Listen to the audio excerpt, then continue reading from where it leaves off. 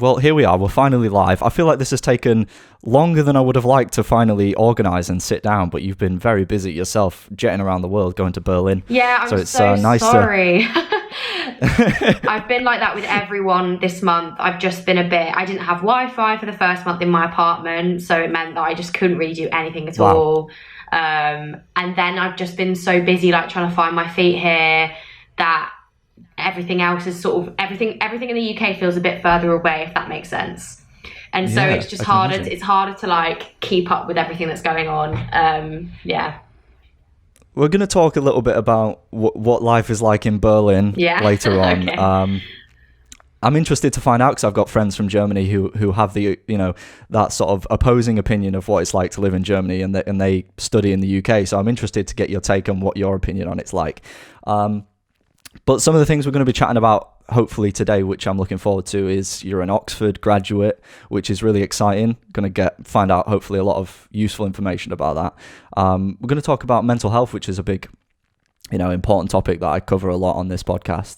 And just some fun little games in between, and have a bit of a laugh. So I hope you're looking forward to doing it. Usually what I like to do when I start this podcast is allow you 30 seconds. What are you doing? What's going on in your life? What do you want people to know about? Take it away. The stage is yours. Okay. Gosh, where to start? No, I'm kidding. So my name's Eve. I am 20 years old. I study German and Spanish at the University of Oxford. I'm currently on my year abroad, so I'm taking a little, not really a hiatus, it's part of my degree, before I go back and do my final year. I'm hoping I'm an aspiring journalist, and I do YouTube, and that's about all. And that's about all there is to know about me, really. I've been speaking to a lot of people on this podcast, and somehow they always seem to talk about you. Me? Oh God. Which I found. So if, from my perspective, I've sort of been on this journey of talking to people, and then they're mentioning you a lot, and how you've influenced them, and then finally I'm here to speak to you. What do you think people have been saying about you? Some of it's funny, actually. What do you think people say about you when people say your name? So I mean, when I was younger, was usually quite negative things. When I first started my YouTube channel, girls at my school were not particularly lovely, and there are still people. The school next door was even worse. But there are still people who aren't very nice about me. But most of the time now, especially now I do study videos rather than like beauty, it's actually really lovely, because people are like, oh, you really helped me get an A in this exam, or you helped me like revise, or you helped me pick a university. And I don't think I actually deep sometimes that I've probably indirectly had an influence on like a lot of people's lives, which is really cool.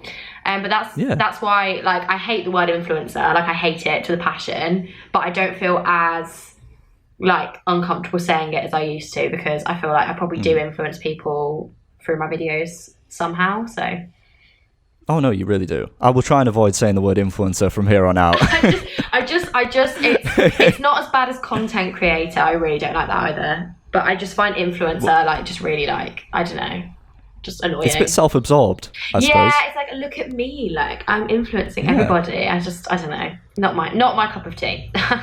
No. So to give you a bit of context about like what people were saying on the podcast that I spoke to, and you'll hear about it if you listen to them. Liv Rook especially was just singing your praises quite a lot. You giving her advice about, having your off days. That's the one thing that she's taken. It's okay to have an off day. And because she looks up to you as someone who's like so on it, and you are like so productive, so on it. You're the kind of person who exudes sort of having your life put together. And I'm sure for you that like a lot of people, when you look from someone from the outside, it appears like that. But then when you speak to someone and find out the truth, it might not be so clear cut. But for her, it's like you're this sort of idol for her, and that's what she said. I mean, what do you think about that? What do you think about Liv saying that? Well, Liv is one of my best friends. We talk about every day, and I really look up to Liv actually for, she's been through a lot, and she always, is just so strong and so resilient. And I actually really admire her. I admire her drive. I admire everything about her. And so for her to say that is really sweet. But she of all people knows that I'm really, everyone thinks that I'm really put together, and I'm not trying to say that I'm not. I am relatively put together, but I'm not like this super perfect, super organized like person that's productive 24/7. I'm actually not. Since I've got to Germany, I've spent most of my evenings watching Love Island. So I mean, like, I'm not doing barely any at the moment. I'm doing my internship, and like that's literally it. I'm having like a year off my life, basically.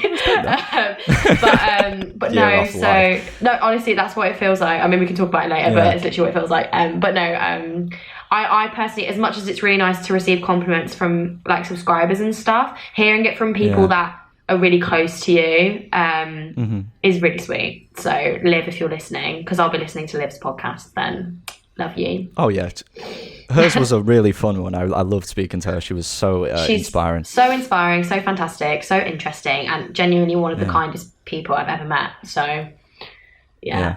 We did a really good segment actually where we looked back through all of her like most iconic gig shots, and she loved doing that, and she said afterwards that she loved doing that. So that's one to check out if you want to see one. She's a very, very talented photographer. So. Oh yeah, I gathered very quickly. But another person who said something funny which caught me completely off guard was when I spoke to Jade, and I was playing a game with her where it was like a Never Have I Ever like uni edition thing, and she basically said that you would be the most likely person when a banger comes on in the club to be shouting oi oi whilst throwing shapes. I sound completely uncool when I say this, and that was the whole reason, because I'm not a particularly like lads person. I don't know if you can tell. So the point was to make it look a bit funny, and she said that you would be the most likely person, in her opinion, to do that in a club, and I found that hilarious. It caught me off guard. What do you think? Is this Jade is in on Jaded Jade? Yeah. Yeah, to be honest, yeah. I mean, I am that sort of person. Like, I love clubbing. I do. I absolutely love going out. I love having a party. I love having a drink. And people always say that I am the life of the party, in the sense that if there's a banger on, like, I will be the first on the dance floor being like, yeah. No, absolutely. And also I feel like oi oi is quite a Midlands thing, like where I'm from. People are like, oh, oi oi, you know. So I feel like, that's a fair assessment of me, to be honest. I can't. I was hoping to be like, oh my god, that's so not true, but no, that is actually very true.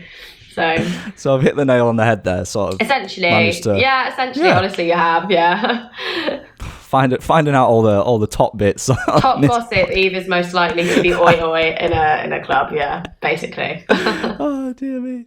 I was going to talk about, before we go on to talk about sort of like the main topic of this, which is like Oxford and what that's all like. You mentioned just then that you hate the word influencer. Has there been any occasion where perhaps being in that social media like bubble hasn't been as positive, that has really stuck out for the last few years? Yes and no. So, like, it's a weird thing, because I started when I was 14, around 13 maybe even. This is the thing, is I can't remember a time where I didn't do it. So for me, it's not like being an influencer, being on social media. For me, I can't remember a time where I didn't have, obviously I don't have a massive following, which I'm actually really grateful for, and I never wanted to have, because then I would have quit my studies and built my YouTube up, to like way more subscribers than it has. I'm really like happy with the level of people that follow me, but I'm just used to, if I tweet a question, I'll get an answer, or if I put something on my Instagram story, people will reply to it. If I put something on Facebook, do you know what I mean? Like, I'll get a response. So I would describe it as kind of like just a constant hum in the background of my life, like in that, like, it's just kind of a steady. I would say that it's definitely had a negative impact on my mental health, like long term, just in the sense of you're living always just, people have always got opinions on what you're doing, which when it's coming from people in real life, if people in real life are criticising me, I know that I trust their opinion because they care about me. Whereas you've just got hundreds of thousands of people who can just hide behind a screen, and it actually becomes quite... So when people call me fat or ugly, whatever, that doesn't bother me at all, because I can just delete the comment and I know it's a troll. But when people comment on stupid things, like oh, like, why do you eat your breakfast at that time? Or like, why do you organise your life in this way? And it really does start, it's very, really, really insidious, and it starts to make you question and it makes you into a people pleaser, which is really, really bad for your mental health. So I think that would be the one thing I would say, is that I have always been very concerned about what people think of me online, which then transfers into real life, which can then actually damage your relationships in real life, because your just perception of the world is a little bit different when you're living a little bit under a microscope. Yeah,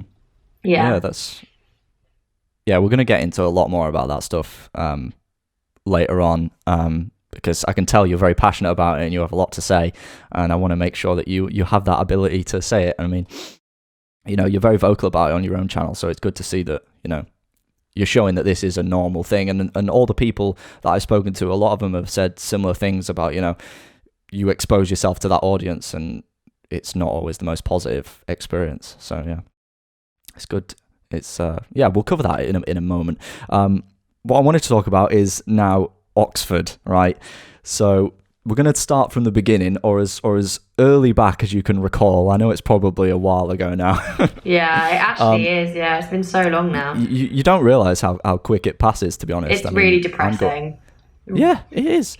It's really depressing. Very depressing. Yeah. But let's try and keep it positive. Keep our hopes up. So first off, like, what are you studying at Oxford? Because I haven't asked that yet. I study German and Spanish. I don't think it's got a fancy name. I think it is literally just BA, German and Spanish. I know at Cambridge it's modern and medieval languages, but I think it's just German and Spanish. Yeah. So Oxford's not being as bougie as Cambridge in that regard. Yeah, in that regard. I feel like they're more bougie in a lot of regards, but not in that regard. Not in that one. I think the most sort of intimidating thing about Oxford, or one of the most intimidating things, when you go into that interview, what is it like to interview for a place at Oxford? I don't think I'd ever had an interview before that day, and you obviously would imagine, like, I'd done so much prep, but interviews aren't really something you can prep for, because each tutor, literally each individual tutor does it differently. So my first interview felt like it was literally the worst 20 minutes, apart from my driving test. No, it was the worst 40 minutes of my life. Like, honestly, I would say. It's not on par with the driving test then. The driving test was nearly as bad, but wasn't as bad as my Oxford interview, that first one, because he just didn't really give a lot away. He was very stone-faced, and I panicked, and he was asking me really, really complex questions, like, he didn't ask me anything about my personal statement. He was just asking about this poem that I didn't really understand, and I just felt like he was trying to catch me out, essentially, which he wasn't. He's actually a lovely guy. That's just his interview style. And I found out later, obviously, that I'd done pretty well and that I'd already got a place, you know, that they were like, yeah. But I went into my second interview so convinced that I hadn't got in. But my second interview was actually really lovely, and we spoke about things that I was really interested in. So I think they're just so, each one is so different. There is no formula for an Oxford interview. It depends on the tutor's mood that day, on your mood, what room it's in, what the weather is like, everything. So I wouldn't want to do it again. You're not superstitious, are you? No. Like, you know. It's one of those things where I wouldn't want to do it again, ever, in my life. I wouldn't want to do it again. But it is actually very similar to what the actual tutorial experience is like when you get here. Obviously, when you get here, you don't have to prove yourself. Well, you kind of, like, a lot of people feel like they do, but that's a whole other story. But, like, you don't have to be proving yourself because you've got the place. But the actual style of, like, just the two of you sat in the office, you know, talking about a piece of literature, that's basically what my degree is. So yeah, there's a cautionary tale to be learned from Jack Edwards. I'd assume you know Jack. I assume you're quite close friends with Jack. I read his book recently, where he talked about his interview and then subsequent rejection from Oxford. It was Oxford, wasn't it? Yeah. And he was interviewing for English Lit, I believe. Indeed. And he was supposed to read this book, or he'd said he'd read this book, that then when he got to the interview, he hadn't subsequently read it for many years.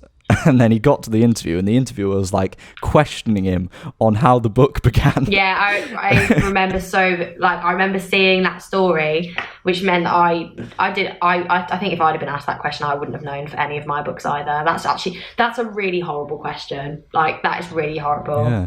I got asked, is poetry death? Which was fun. So they do ask you some weird ones, but they're always in. That is interesting. They're always in context of something else. You see all these horrible questions like "tell me about a banana" and stuff, but they'll always be like in the context of the conversation. So yeah.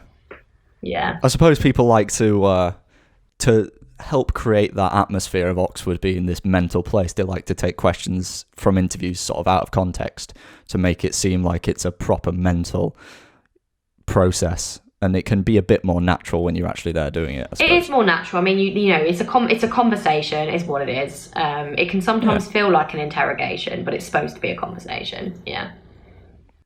What would you say that you were most worried about before going to Oxford? Was it what you said just then about feeling like you had to prove yourself a lot? Yeah, straight up. Like, I wasn't worried about making friends or anything because I knew that, like, I mean, for me, once you get over that initial nerves, like, you're literally living on a corridor with people. Like, I'm just the sort of person that can make friends quite quickly like that. But for me, it was always the academics. So, like, you go from being, like, the best at your school, or, like, one of the best at your school, to a university where everyone is that good, if not better. Yeah. And all the way through my first year, I just felt so stupid. Like, I had such bad imposter syndrome all the way through my first year, which actually really was really stupid because honestly, when I got my exam results in first year, I was like, right, okay, well, I definitely deserve to be here. And my tutors were like, you deserve to be here. And for a tutor to say that, because I was just doubting myself so much. It means a lot. Yeah, she said it to me just before my exams, and she was like, just remember that you deserve your place here. And I've never forgotten that.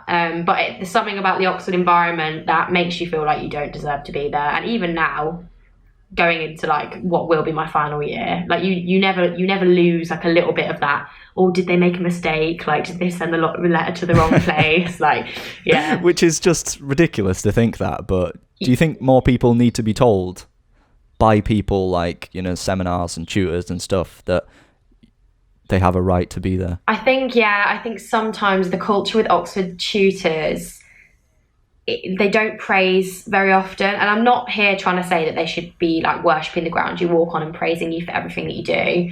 But I do sometimes feel like you only get... So the general rule I find with tutors is that if they don't say anything bad, then you can assume that it's a good piece of work. Like they'll only ever say, like, they'll only ever put points of improvement. I think sometimes that can make you feel like you're not performing very well. But in reality, then you get your report at the end of the term and then they say nice things in your report. But I think maybe sometimes just a bit...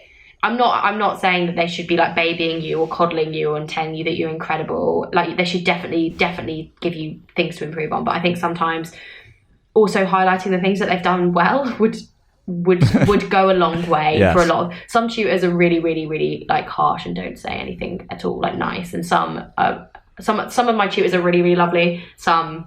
Mm-hmm. Not that they're not lovely people or whatever, I just mean their marking style. You're having to like clarify yourself. Are you like worried that you're going to get like a hit put out on you by some Oxford tutors? Imagine my tutors watch this and they're thinking, oh my god, does she think I'm horrible? Like, I really like all my tutors as people, but some of them will write like a paragraph of things you've done well and then a paragraph of improvements, and some will just write like you'll never get a positive comment from them. So yeah. I mean, it doesn't hurt to get a compliment every now and then. Like, it can be a massive boost. Especially when you are performing relatively well, you know, like just to know that you're not, because it makes you feel like you're not, which can then actually be really damaging long term. So, yeah. Just to get a bit more context about Oxford in general, because you guys run a collegiate system, as far as I'm aware. The University of York does the same. We have a collegiate system. It's not as intense as Oxford, though, I don't think. But yeah, I think it would be a good opportunity to find out about some of these colleges, what people perhaps could expect, what you know about them, obviously. And just give me, like, you know, some of the stereotypes, some of the things that you know, and then the people that you've met, I'd assume, you know, probably fit some of those stereotypes or don't fit, and how the reality is. You know how it works. Yeah, so it's really nice that we have a collegiate system. I don't think I could go to a uni that doesn't have one, just because it's a perfect mix of campus and city uni. The university is in the city, so you don't have to travel to go into the city, but you also have your mini home with like a gym and like a pre-made community, essentially. And I'm really so gutted that COVID like took like so much of that away from me, you know, because when I go back now, I'll be doing exams, and basically my year without exams, my 1 year was anyway. Make use of it. Anyway, it's really try at least. It's really lovely. And so, but each college is kind of, they do say that, you know, at the end of the day, college doesn't matter because you're not guaranteed to get your first choice of college. But I think college does matter to an extent, just because different colleges are known for having different vibes. They have different levels of like the sort of staff are like different levels of lenient or affectionate, not affectionate, but like just some are really nice and welcoming, and some are very stuck in their ways. But the ones that are stuck in their ways tend to have more cool traditions and are like big fancy buildings that look like they're from Harry Potter. And so there are pros and cons of all of them. Some are known for taking more private school kids. Some are known for taking less. Some are known for for example, like particular types of boys, you know, like things like that, like, oh, you wouldn't want to date a boy from X college or Y, do you know? So right, okay. Every college comes with their stereotypes. I'm excited to find out. I'm excited to find out. It's like the disclaimer before a movie. It's like kind of, yeah. Be aware that this is ... Right, so you know how it works. I'm just going to throw them out to you one at a time, and you just give me what you know on them. It can be as in deep or as, you know, surface level as you like. This is completely in your court. So yeah, we're just going to play the game. The first one that I've got written down, I've forgotten how to pronounce it again already. It's the Balliol. I think some people say Balliol. College. Some people say Balliol. Some people say Balliol. It's because I'm from the north. Balliol is on the high street. No, it's not on the high street. That's a lie. It's in the centre of town. We're off to a good start already. Oh god, it's not on the high street. It's on. Oh my god, what street it's on? Doesn't matter what street it's on. It's in the centre of town. Boris Johnson went there, I believe. That's a big name to throw out. Yeah, it was Boris Johnson. Yeah, it was. I was thinking, he definitely went to Balliol. It's known as being one of the richer colleges, tends to have a higher proportion of private school kids. It's definitely one of the more like Oxford colleges. Are these people coming from like Harrow and Eton and places like that? It has a high concentration of Eton people, as far as I know. There are also people there that, you know, go to state schools. Everyone I know from Balliol is really super lovely, but I do also not know that many people from Balliol. I'm not trying to say that they're horrible there, but it definitely has a stereotype, like a reputation for like not exactly being known as like a super, super welcoming college, and they, you know. Right. But I don't know any more about Balliol, so I'm not going to comment any further because I don't want to anger people watching. I'm really worried that this whole game I'm just going to have people coming at me in my DMs with pitchforks like, how dare you? No, it's all right. You're not doing your job right as a journalist if you don't anger people. That's true. I've got to get used to it. That's true. Yeah. Right, number 2, Jesus College. Jesus is a really, really small college. There's a little street tucked away called, I want to say Turl Street. I think it's Turl Street. My streets. I've been away for like 6 months and I've forgotten everything. But it's got loads of little colleges on: Exeter, Jesus, and Lincoln, and they're all really small. But I've heard that they're very like welcoming communities. Jesus is the Welsh college, so it's got some sort of links with Wales. I can't remember what the link is. What is that about? It's not just like an overwhelmingly Welsh population, is it? To do it has it. I can't remember exactly why, but it is the Welsh college. And it's very small. I think you can only live on site in first year because it's so small. Whereas at my college, you can live on site your whole degree, unless you do a 4-year degree and you're not going abroad. But 3 years of your degree guaranteed. But yeah, Jesus is really nice. Everyone I've met from there is also really friendly. But it is quite a small and insular college, so everybody knows everybody. The year groups are very small. So things sort of like rumours spread quite quickly. Sounds cozy, but. Yeah. It has its perks, it has its drawbacks, yeah. Yeah. Okay, number 3, Christchurch. Christchurch is okay. So it's frigging big sigh. Yeah, no, honestly, it's absolutely huge. It's not the richest college, but it's the most like prestigious college. Like when you think of Oxford, you think of Christchurch. A lot of Harry Potter was filmed there, I think, as well. I didn't know that. It's like the most Oxford college that you could possibly imagine. It does not have a good reputation at all. What way? A lot of the people there are known. this is annoying because there are people that I know that go to Christchurch that are super lovely, but everyone will be super open in the fact that it's not very hot on access. There's a lot of private school kids. Not that all private school kids are horrible, but the atmosphere can be quite toxic there, quite stuck in its ways. There's like all male drinking societies, a lot of toxic masculinity. The staff have been known to be quite stuck in their ways as well. The porters, there's been lots of racism scandals at Christchurch as well, especially. Not to say, this is not me saying that racism is confined to Christchurch, but both the staff and the students have been involved in scandals surrounding racism. So basically, just not anyone's favourite college, really. I think it's important. I think it's important to talk about them in general anyway, so then people can make their own decision. And but what would you say though? Let's try and make it an equal, sort of more balanced argument. The people that you've met personally are a bit more like normal, nice, less racist. Some of my really, really good friends from Christchurch are absolutely lovely, but they have also been open with me, saying that it was difficult. It was difficult going there. It wasn't the easiest time, and they definitely encountered a lot of prejudice and a lot of privileged people, and that can happen at all colleges. I think that sometimes just Christchurch by nature, there tends to be more of them than in other places.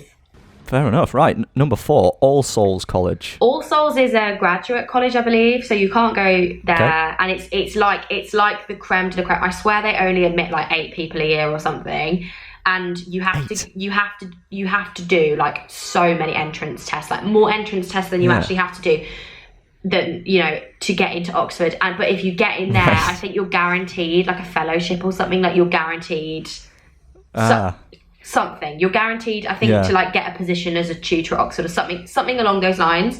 But it's really, really bougie, really, really big, and has an absolutely tiny graduate body, because you have to be like the best of the best to get into All Souls. I actually know one of my tutors who was an undergraduate at Oxford and then was my tutor in first year for a while. She got into All Souls. So if you're watching, you absolute legend. Good for her. Yeah, she's incredibly clever. So I was not surprised. But it sounds strict. It sounds strict as all hell though to get in. Nice. Yeah, you have to jump through a lot more hoops than you do to get into actual Oxford, and actual Oxford is a pain to get into as well. So yeah.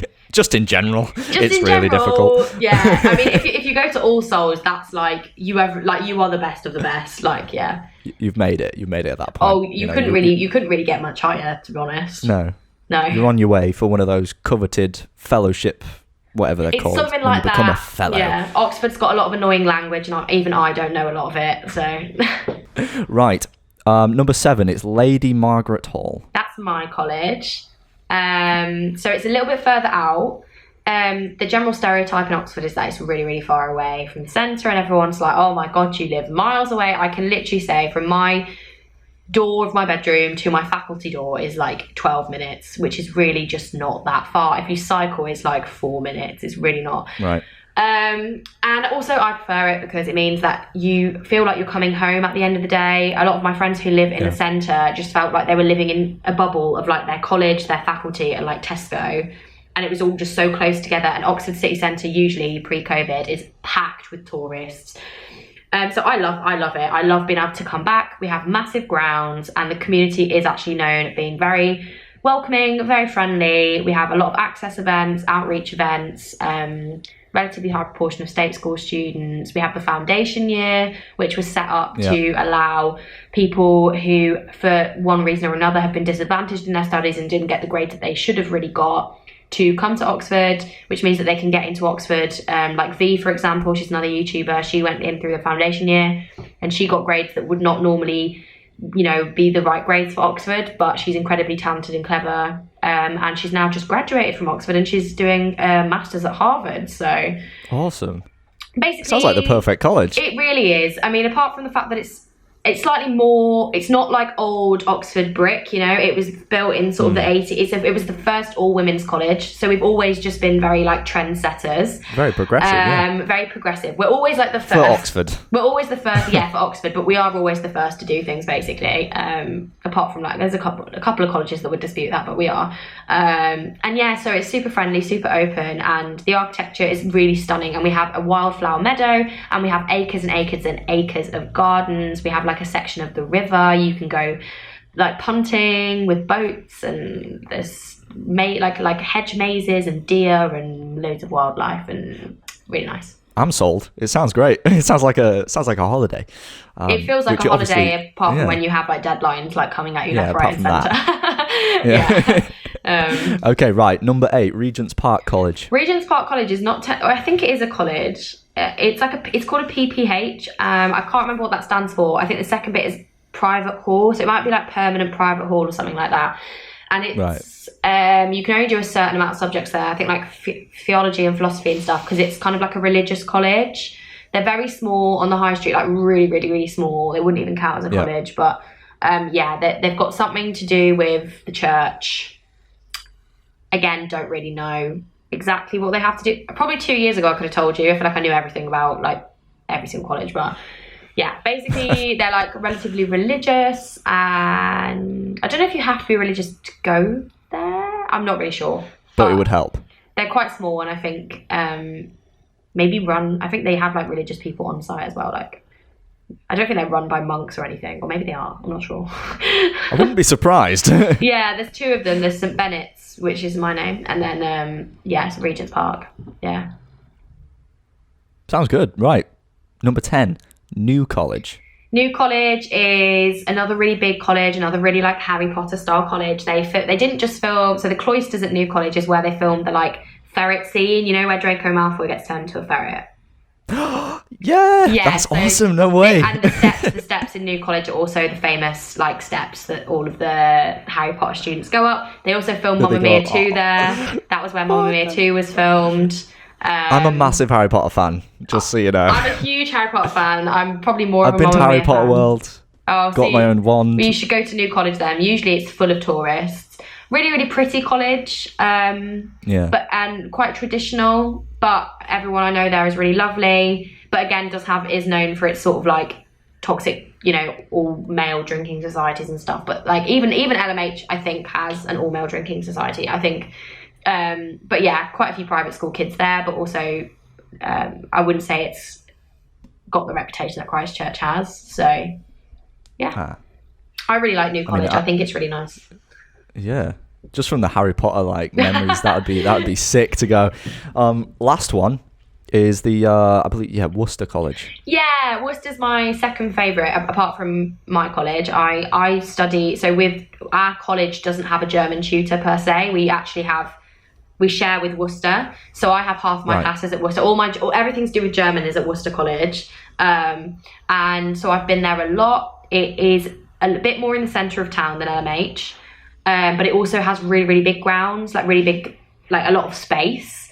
It's very pretty. Emma Watson went there. The community. That's a bit of a name drop. It is though, and it's gorgeous. It is absolutely gorgeous. They were the first college on A-level results scandal day to be like, we're going to admit all of our UK offer holders. They were the first ones to do that. They've been very, very open, and they're very open to change, which as for a college that's generally quite traditional has been very promising to see. And yeah, they have very sporty, and they have a lake as well, which is quite cool. I love Worcester. If somebody said to me tomorrow you have to move, I would probably go there. Yeah. Go there, yeah. No, that's pretty cool. Well, thank you. That's all of them done. I mean, that's the ones that we know and the ones that we picked out. So, thank you for taking me through them. That was interesting, enlightening. Yeah, I'm worried that I've said something that's not quite right. No, don't be worried. But those are just I'm just being honest because I know that everybody else would say the same as well. So. Right, we're going to move on to talk a bit about the mental health side of being at a top UK university, because that's something that a lot of people, and you yourself, have mentioned that you stress about And I think it's something that's good to talk about every now and then, you know. So in general, like what do you think is the perception of people going to Oxford, and how, you know, what they might expect in terms of, because everyone's going to have a different experience, and I suppose try and do it from your own personal experience. What were you expecting it to be like? I knew it was going to be intense, obviously, like that from day dot is made clear to you. But I've always been someone that thrives on academic intensity. Like I like working, and I like reaping the benefits of my work, you know. What I didn't expect was, I found the transition to university work, you know, difficult for the first couple of weeks, but relatively okay for me, because I was just very lucky that my A-level specifications prepared me quite well for the style of work. So that was actually really the thing I was most worried about, but actually really was not difficult at all. What I didn't expect was that school is very much like a bubble. I went to an all-girls grammar school, and I was always just focused on getting into a good university. You know, that was kind of my end goal. And so getting into Oxford is something that I'd wanted to go to Oxford or Cambridge since the day I heard their name. Like, I was like, of course I want to go there. So I got in, I got the grades to get in. I worked really hard. School's very much like a bubble. And I would very much say that I only really got through school the way that I did without having a complete breakdown, because it's such a controlled environment. But I was definitely a very stressed out, anxious people pleaser at school, but it was fine because it was at school. Do you know what I mean? It's in like it's in like a bubble. Getting to Oxford, I would say I very quickly realised, I didn't realise it at all until the end of my first year, which was the problem, was that my coping mechanisms, the way that I dealt with work, the way that I looked at the world, the way that I saw myself, saw my priorities, was just not set for the real world, if that makes sense. And I'm not saying that Oxford's the real world, but you're suddenly just very much more on your own. Mm-hmm. And basically the way that I coped with A-levels and GCSEs was a lot of burying my head in the sand, a lot of not looking after myself as much as I should, and sort of catching up with it later when my exams were done. Living a very sort of like unbalanced existence, which worked at school because, you know, but it doesn't work at uni, because uni requires you to be like a rounded human being. That's the point. And so, I think that was the biggest shock for me. Now I am much more rounded as a human, and I'm a lot better at taking my foot off the gas and doing other things that I enjoy as well as my work. But my first year was a wake-up call. But I would say that was the one thing that people don't realise, is that you're going from a very controlled school environment where you're going home every evening and you have your meals cooked for you and you don't have to worry about any of that sort of stuff. And then you're going to uni, where not only is it super intense academically, you also need to find out who you are as a person, what you enjoy, what sort of friends you want. You have to deal with relationships. You have to deal with relationships with friends, with other people, like romantic relationships. And it's all just a lot. And I don't think a lot of people realise that that's actually the really hard bit. Yeah, I can completely agree. I had the same experience going into first year. You have to sort of try and figure out who you are all over again. You have to just rewire yourself. It's actually crazy. Yeah. You literally have to that's what I felt like for me was, I mean, we can go into this, but when I went into therapy at the end of my first year, it was literally like taking apart all the connections my brain had made and what my brain associated with. Like, my brain made associations with one thing and other things, and my brain just thought a certain way, a certain thought paths, and I literally just had to reconfigure all of that to get my priorities back in whack. It was crazy. It was a really crazy time. I know you said that your passion had always been to go to Oxford. Do you think it would have changed if you hadn't have gone to Oxford? Do you think you'd have had less of an intense experience of it? Or do you think it... I think about this a lot, actually, because... I would have gone to Edinburgh had I not got into Oxford. I love Edinburgh. It's probably my favourite city of all time. I think it's gorgeous. But I think Oxford's very uniquely intense in a lot of ways. But I think the problem that I had in first year was less to do with Oxford and more to do with myself. So I think Oxford definitely didn't help. But I also think that it was I don't think any uni would have helped. There were certain things that made my first year really difficult that only happened because I was specifically in Oxford at the time that I was, and I met certain people and did certain things that I wouldn't have done had I gone to Edinburgh. So obviously then, of course, it would have changed it, but I don't think the university environment would... I think it may have been a slower realisation for me. Right. Maybe slightly less painful, but no, I don't think so. But ultimately, in the end, the same outcome.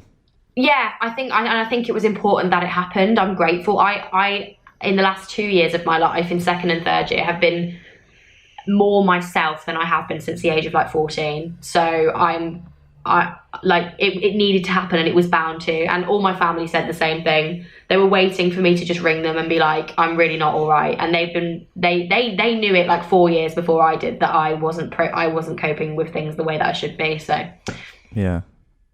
No, I'm happy for you. I'm happy for you that you've figured it out, you know? Yeah, it took me long enough, but yeah, absolutely. I mean, on the flip side, do you know of anyone who went to Oxford that you sort of got to know to begin with, and then they either couldn't handle it or disappeared or dropped out, or because I suppose it would happen? Lots of people do. Lots of people take a year out if it gets too much. That's the most common thing, is to take a year out and come back. And a lot of the time the university will force you to if you've fallen too far behind on work, because Oxford's so fast paced that you reach a point where you can't catch up.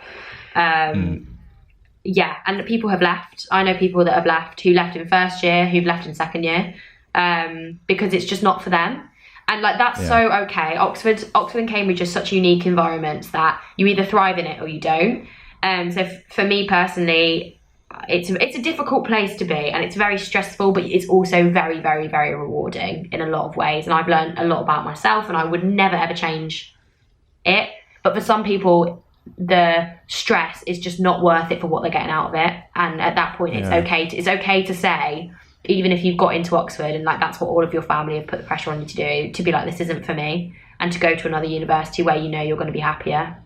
But people drop out of all people have dropped out of, like, I know people who've dropped out of Birmingham, who've dropped out of Leeds. Oh yeah, same. I know people. Yeah, it's the dropout rate is higher, and the rustication rate, which is where you take a year, is higher at Oxford for sure, because you just don't have time to think a lot of the time, because the terms are so short and so intense that everything's very work hard, play hard, and then you're at uni for 8 weeks where it's just work, and then you have like 8 weeks off where it's nothing. It's just very intense both ways. So some people don't like that lifestyle. Some people prefer unis where you're at uni for a lot longer and everything's a bit more mellow. Mellow. Yeah.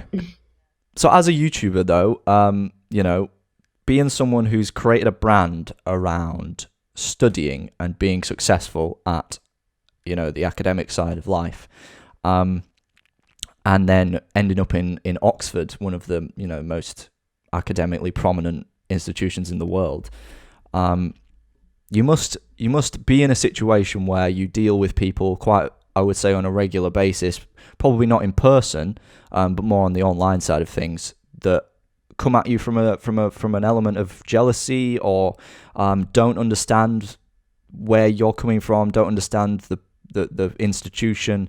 Would you say that you have to regularly deal with negative press around Oxford and your choice to be there and how Oxford is presented? Yeah, I think jealousy is the main thing that I've had to I think that's where the main source of negativity towards me comes from, which took me a long time to figure out.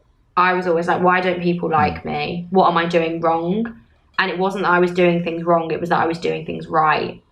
And doing things, you know, and that was really hard for me to deal with, because I personally don't really see myself as a person that you would envy, right? For me personally, I can't see why somebody would want to be me or would want my life. And so learning to deal with a lot of hate that came from jealousy is one of the worst emotions you can feel. It can ruin friendships, it can ruin a lot of things. And it's a really, really horrible emotion to express in hate, like in comments. But I can see it. I can see that. The hate around Oxford started from the day that I actually got into Oxford. When I uploaded my video saying that I got in, I got a lot of... It started all the way there. I got a lot of comments. So because Jade and Ruby had also applied that year, and we'd all sort of uploaded videos on the same day, obviously with differing results. A lot, actually, my day was kind of ruined. It should have been a really, really happy day, but a lot of people were just commenting on mine, like, you didn't deserve it. The place should have gone to Jade, it should have gone to Ruby. Like, this is like, you're like a con, like, you only got in because you do an easy degree, like all of this sort of stuff. And of course Jade and Ruby deserved a place, like, there's no doubt about it. Like, but that was really, really hard to deal with. And since then, did that cause any divisions between you three, or was it more just... I hope it didn't. I don't think it did. I think Jade and Ruby are both really happy where they are now. It was obviously awful on the day. Like, I didn't even know what to say, because in my head I'd gone through so many different scenarios of, okay, so maybe I won't get in and Jade and Ruby will, or maybe none of us will get in, or maybe we'll all get in. But I honestly cannot stress to you enough, I had never reckoned with the fact that I might get in and they both wouldn't. And so it was very difficult, I think, for all of us, because we were all getting a lot of support, of course, but also a lot of negativity, because people compare us more than we compare ourselves with each other. And so that was really not very fun. I can imagine it was a lot less fun for them anyway, so I'm not trying to say that, like, it was awful for me. But some of the comments were really, I had to just turn I just had to look away for the whole day, because people were just being really nasty. And nowadays I definitely do get a lot of people. I uploaded a video about Oxford stereotypes, and people were just like, Oxford just seems like the worst place ever, it just seems so snooty. And like, I'm there to try and dismantle those stereotypes. Like, I by no means had it absolutely awfully in life. I was really lucky that I managed to get into the one good school in my area by doing an entrance exam, and that school is the only reason I got into Oxford, really. None of the other schools in my area have really sent anybody to Oxford in a long time, so I'm lucky in that respect. But everyone's always like, it's just filled with like posh snooty people, and everyone's just really awful, and that can really get to me sometimes, because I know that Oxford has got big problems. But there are also people like me and V who are all there trying to, like, show that you can go to Oxford if you didn't go to private school. You can go to Oxford if you're from a family that's not super wealthy. So yeah, basically. No, I respect that you're trying to destigmatize it a little bit, and I think that's really important. In terms of your personal journey with that, how have you mentioned, like, you know, turning off comments and things like that. Is there any other things that you've really focused on maybe in the last year in terms of dealing with that negative press? You know, maybe being on social media less, or? I would like to say I'm on social media less. When I was really, really low in first year, I was on it just obsessively, just checking to see what people were saying and what people were thinking, because I was in such a bad place mentally.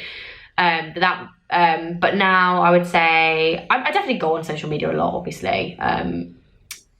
Do I care as much? No, I would say I don't read my hate forums anymore. I have 2 hate forums that are dedicated to me, and I used to read them obsessively and get read. That's quite self-destructive, isn't it? Yeah, but of course, if people are writing horrible things about you, you want to know what they're saying, because sometimes you think, oh, maybe they're right, and sometimes, I'm not perfect, but it can eat at you, and it makes you really defensive. It makes you a really bitter and really defensive person. It made me really defensive in my videos, me trying to, like, defend myself. So I can't remember the last time I read it. If I see a negative comment now, I delete it. There's very little that gets to me on YouTube anymore, really, because I've been on it for so long, and what I really have learnt to value what my friends and family think of me. That's what's important to me. If my friends and family message me and they say you've done something wrong, then of course, then I will take that to heart and I will change. But if I've got anonymous people on the internet telling me that I'm eating my breakfast at the wrong time, or that I've gained weight or I've lost weight, people love to comment on my weight, which for someone who struggled with food really, really badly for a long time is really not great. But I don't really care anymore, because I'm like, who are you? I watch videos on YouTube all the time that I'm a bit like, okay, but do I take the time to go to the comment section and write something horrible? No, I just click off the video. And so it shows a lot more about them than it does about me, really, that they're willing to comment that. Yeah. We're going to talk about that in a bit, in a bit more detail. In terms of, aside from your personal experience, and a bit more in terms of like general Oxford, do you think Oxford gets sort of like a negative association because of the atmosphere that you've talked about a little bit amongst the colleges? That atmosphere of almost superiority, either that the students perpetuate or the tradition of the institution itself perpetuates. Do you feel that that's the case? Yeah, it's a self-fulfilling prophecy, really, because the university it has been ranked this year the best university in the world. So it's the best university in the world, right?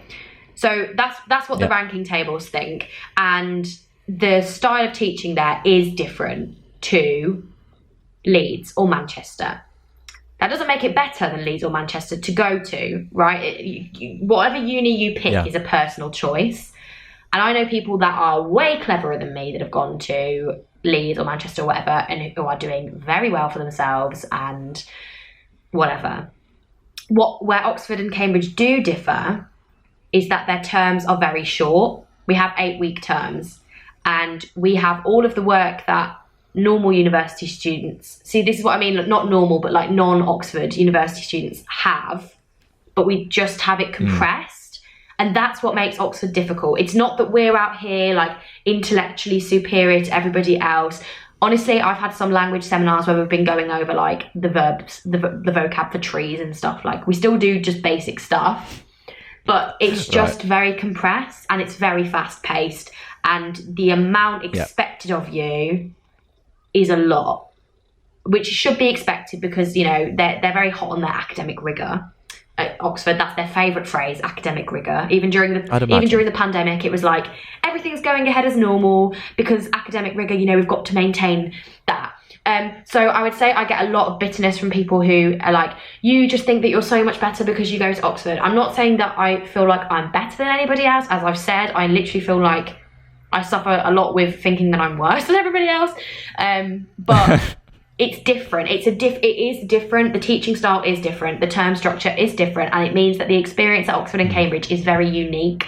And a lot of people at Oxford or Cambridge will tell you that they feel like sometimes their friends at other unis don't understand how different it is. Just as I wouldn't understand what it's like to go to Leeds though, right? It's just this, it's a two-way street. But because it's Oxford, people automatically assume that the students fancy themselves something special.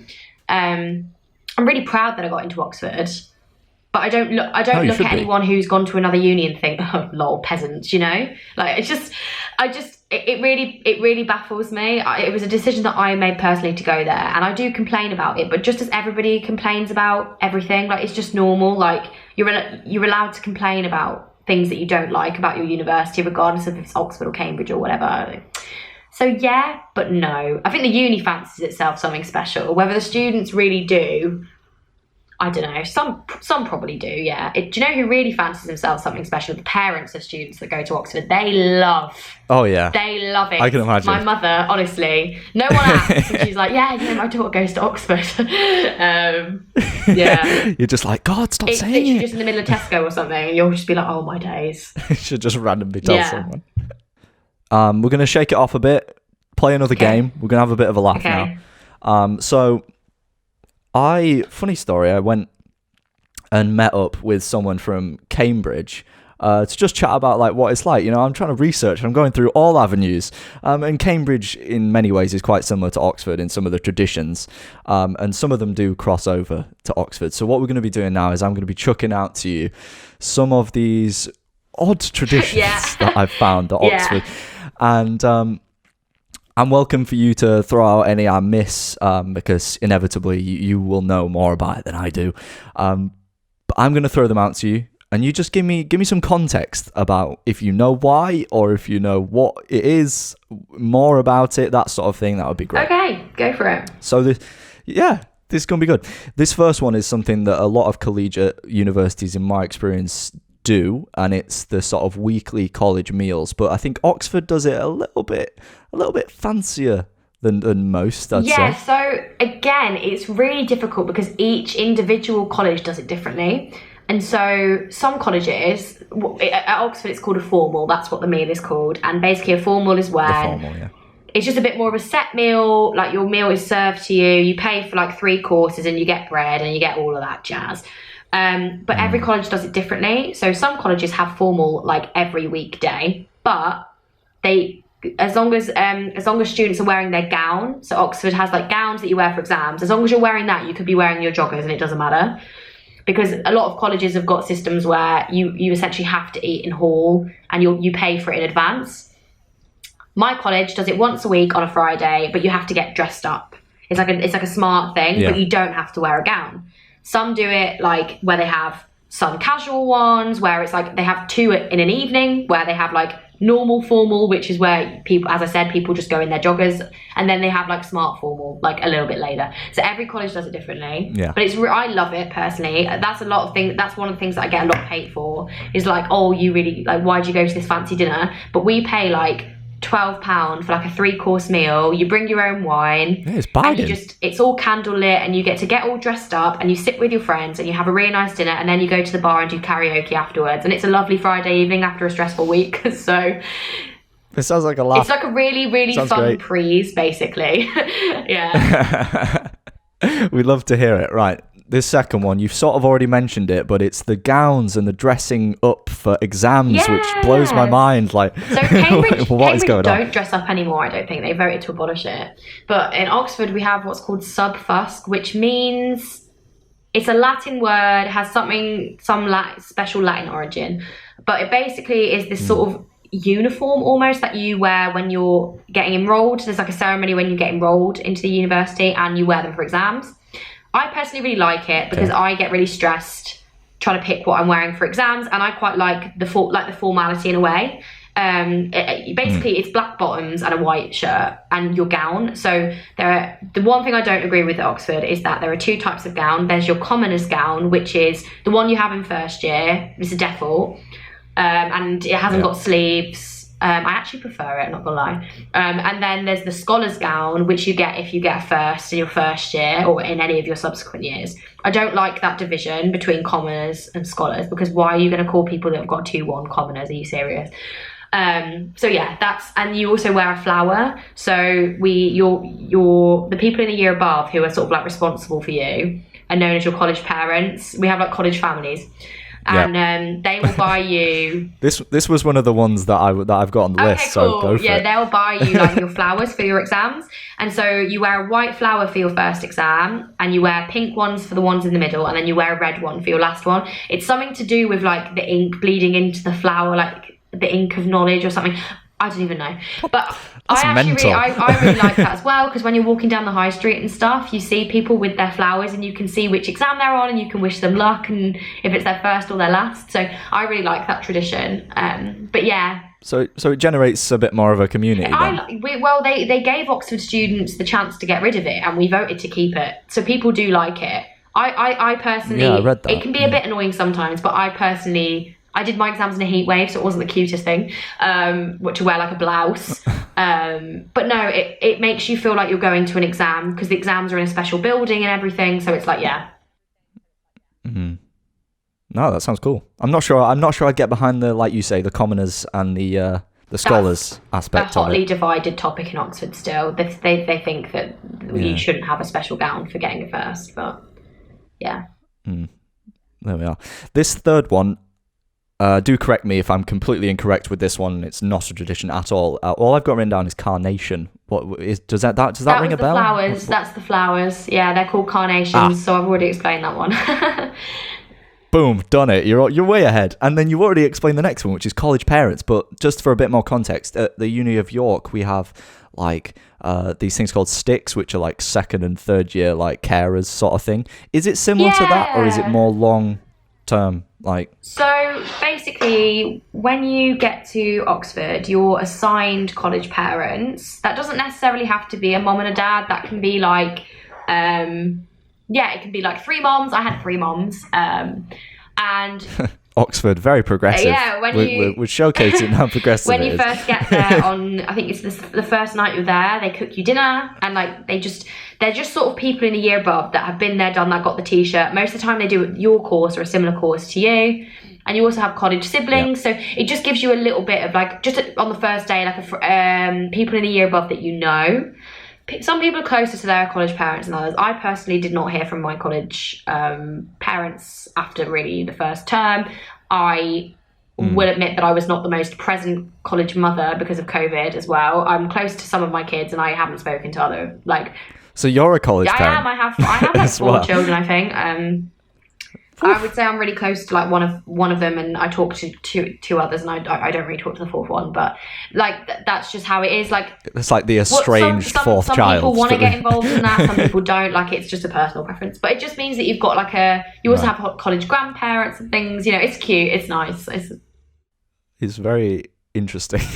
The only time it does get awkward is when like romantic people sleep with each other. Yeah, I was just to say. Then it's a bit like yeah. Brings a new meaning to incest because you're all families and parents. Yeah, it's a bit weird because like technically they're not related to you at all, obviously, no. but with the weird college thing of being parents and things like that, you know, on a surface level, it kind of makes it look like that. But that's funny. Yeah, absolutely. Right, number 5 is fellow.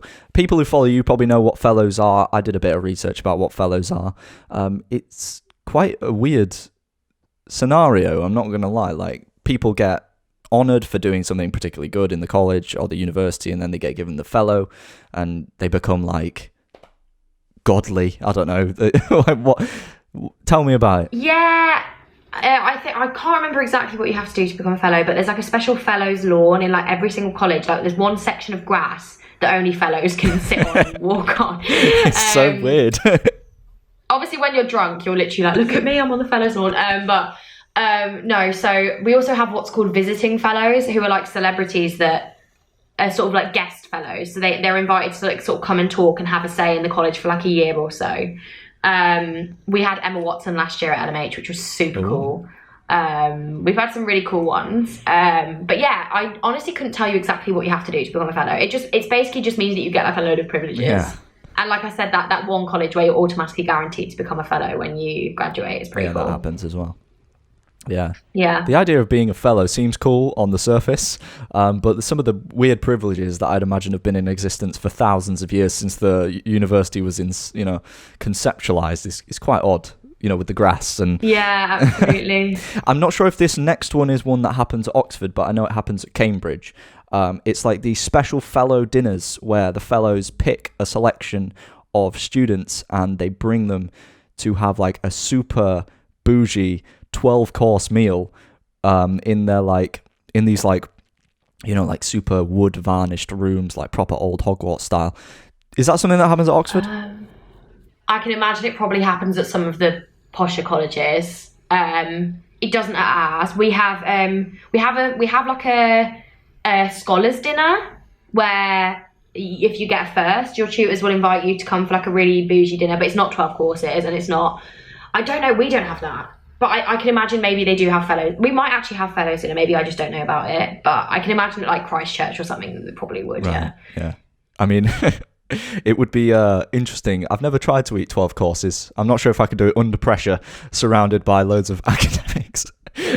You do usually get free wine at those ones. Yes, though. I heard that as well. At the special ones, you get free unlimited wine, which is dangerously awful. But yeah, accidentally become a little bit too honest around something. I've made a fool of myself in front of many a tutor. Yeah. Right. You've already covered the not walking on grass, which is mental. This one I couldn't remember the name of it. You've mentioned it in your video. I couldn't remember the name of it because this was a few weeks ago, maybe months ago actually, that I saw the video. It's post-exams when you finish, and it's like that spray down thing. What's it called? It's trashing. There we go. Yeah, so trashing is it's a really lovely tradition actually. It's kind of like, so basically when you finish your exams, you come out of a certain entrance, like of the school. Like if you've still got more exams, you just go out the sort of back door. If you come out of your final exams, you come out of a certain entrance at the back of the exam schools, and all your friends will be waiting there for you, and they cover you in like shaving foam and confetti and glitter and just everything. Nowadays we try and be a bit more like eco-friendly about it, and you also tend to have like a big bottle of alcohol sprayed all over you, and sounds like a dream. Usually Lambrini. So they sprayed a bottle of Lambrini all over me, and they also bought me like a 2-litre bottle of Lambrini, which I finished on the walk back to college, which was awful. Oh my gosh, it was like 6 p.m. and I honestly couldn't see. I was so drunk. But I think as well because I hadn't really eaten that day because I was so nervous about my last exam. But it's really cool, and like your friends will come take photos of you, and then we tend to go back and sort of get most of it off and then jump in the river as like a big final thing, which is really, really nice. It's a really, really lovely tradition, and you get some really cool photos out of it as well. I can't wait till my 4th year exams when we do it again. But I was the last person to finish out of all of my friends, which was absolutely miserable at the time because I started before all of them and I finished after all of them. But it meant that all my friends came and trashed me, which was really, really nice. Awesome. That sounds lovely. Does it get bigger and better in 4th year? Or is it just sort of a similar repetition? I think it's the same. Yeah, I think it's the same. Yeah, I think it's just so exciting to finish your exams, and it's also really fun to spray other people with shaving foam. With shaving foam. Yeah, I can imagine. Yeah. We need to do stuff like that at different unis. That's something that we could. It doesn't just have to be an Oxford tradition. That sounds like something I think it's really fun. I don't know why more places don't do it. It's really fun. Are there any traditions or like weird things that Oxford does that I've missed? We have so many that it would require a whole different podcast just dedicated to Oxford traditions. We have loads. A really wholesome one, which I think other places obviously celebrate May Day, but Oxford is like really big on May Day. Yeah. So on the 1st of May, you're supposed to go out clubbing on the 30 days in September, 30th of April. I had to do the little song in my head then to figure out when. And you're supposed to go out clubbing and like stay out all night, and then at 6 a.m. the Magdalen choir like sing from the tower, like the bell tower at like 6 a.m. and the sun's rising and like the whole of Oxford is there, and then there's like a big street parade, and then you go for brunch, and then you're supposed to just go straight to your lectures. I didn't manage to go out clubbing last year in 1st year because I was really just not doing very well at the time. And I'm really annoyed now because I won't be able to do it in 2nd year either. I couldn't do it in 2nd year because of COVID, and then in 4th year I'll have exams. So I'm sorry for making you have that realization. It's okay. I apologize. I think I'm not gonna lie. I might actually do it in 4th year because my exams aren't until the end of June, and I think that we have balls as well. Like each college has like a big ball. Yeah. Every 3 years, and as is in my 4th year, and it's like the 4th of May or something, and that's going to be like my last blast. Like that is the cut-off date for me having fun between then and my exams. So I think I might just make that week a bit of a crazy week where I'm just enjoying doing all of the chaos and then head down to do my exams. Yeah. It sounds more and more like Harry Potter every time you mention something new. It has its Harry Potter vibes. Yeah. It does, yeah. Do you ever look up and just like wonder whether you're living in some sort of like Charles Dickens novel or like a movie? It's weird because you do get used to it, but you have moments sometimes when like the sun hits the buildings at a certain angle or something where you're like, oh, this is really lovely. And I'm really sad, as I said, I've only got 1 more year left now. It goes so quickly. Yeah. Well, I hope not too quickly, and you can enjoy some of the moments while they happen. Because I'm gonna savour 4th year for all it is. Yeah, we're gonna graduate, and then it's gonna be like it's all downhill from there. No, I'm joking. Yeah, I mean, I'm excited to graduate. I've got like cool plans after I graduate. Hopefully, if all goes well. But also, I'll miss Oxford for sure. Yeah. No, right. Thank you so much for that. That was brilliant. Learning more about Oxford every day. Right, I'm going to move on to talk a little bit about your role in student media, because I'm quite involved in student media and I think it's really important. Since being at Oxford, you've gotten involved in the student newspaper. I believe it's called Cherwell. Indeed. Yeah, that sounds like a really cool project to be involved with. Why would you say that student newspaper or indeed student media is important at universities? I think they always get a bad rep, student papers, but they are so important because if you want to become a journalist, you need work experience, right? And it's so difficult to get that. Working on a student paper means that you get the experience to see how to like lay out a paper, the basics of news writing, all of these things that you definitely wouldn't be able to do anywhere else.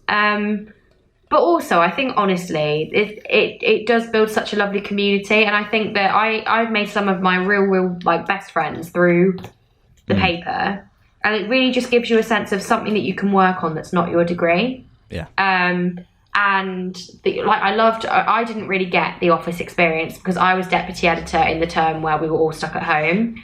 But normally, you get to spend your Thursdays in the office, and you can go out and get coffees, and you're just sort of all hanging out together, and it's really nice, so I think it's just a really important, like, it doesn't matter if nobody reads it, it's giving you the experience and the friendships and the connections that you need to like go out into the big wide world when you want to become a journalist. So what have you been most proud of doing with Cherwell in terms of like a publication that you've edited or a story that you've run?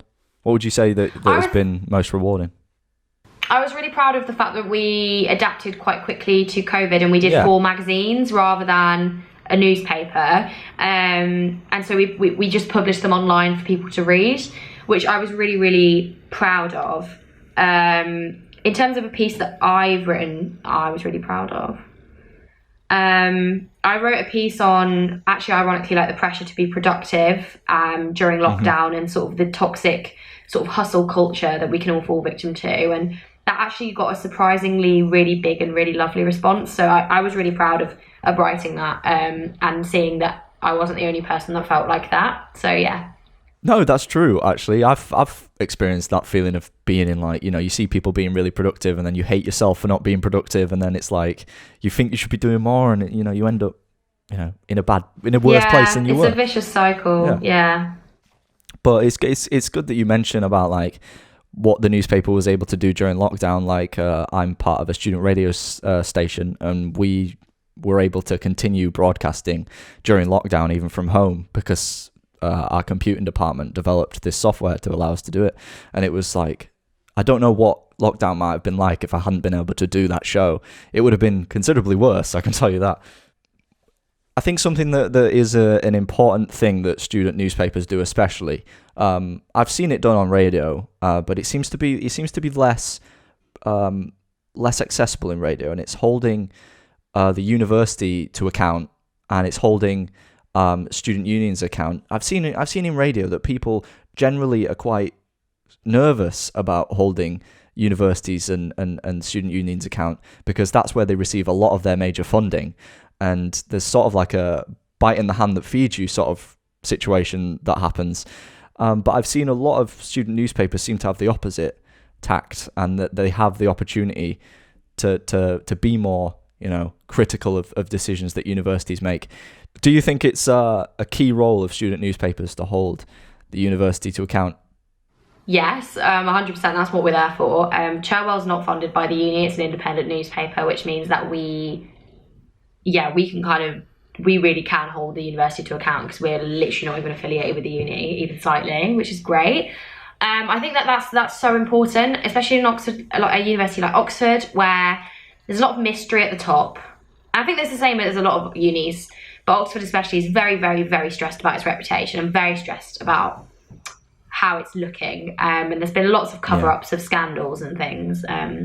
For example, around sexual assault or something like that. And I think it's really important to get people's stories out there. And that's why student journalism is really important, because a lot of stories aren't important enough to make the mainstream news. Of course, Oxford makes the mainstream news quite a lot, but some stories are important to students and should be told. And the university has backed down before or changed its course because of the pressure that's come from us publicising a decision that is quite questionable.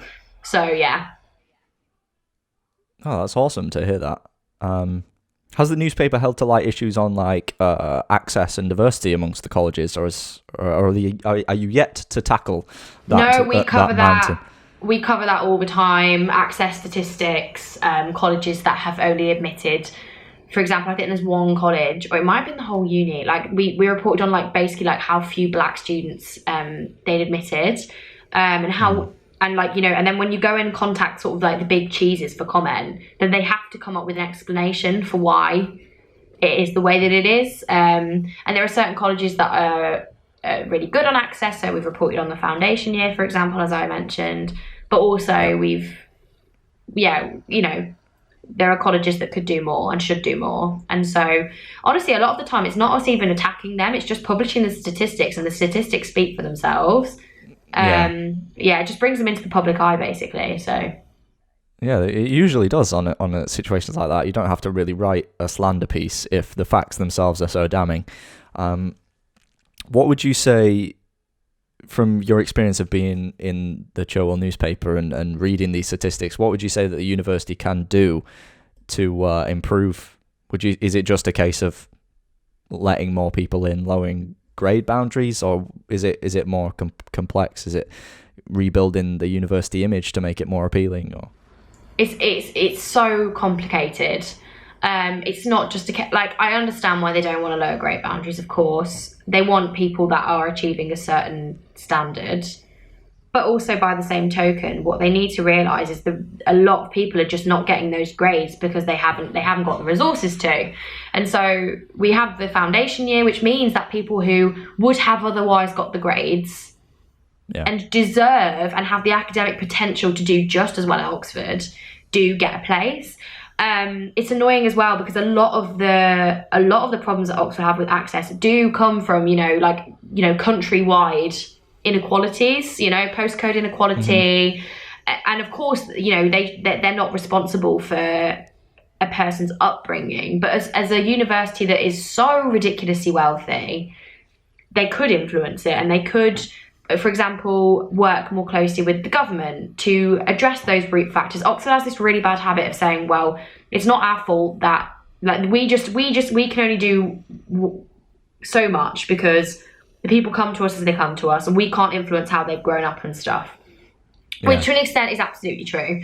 But also, they have a lot of money, they have a lot of wealth, they have a lot of influence, they have a lot of power to change the status quo, to lobby the government, to say we shouldn't have really, really bright students that are just not getting places because they've not been to a good enough school.